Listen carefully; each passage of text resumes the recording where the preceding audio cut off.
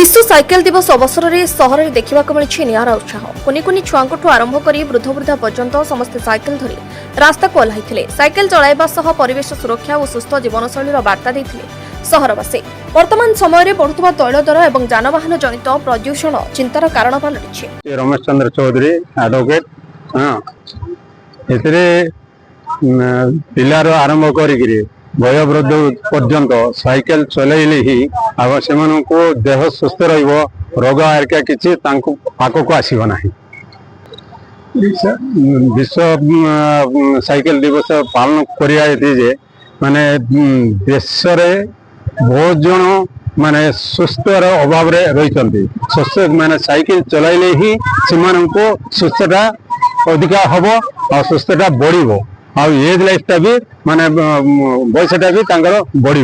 एभली स्थिति रे साइकेल व्यवहार करने को सचेतनता सृष्टि करा जायतिला। Bureau report Shri news.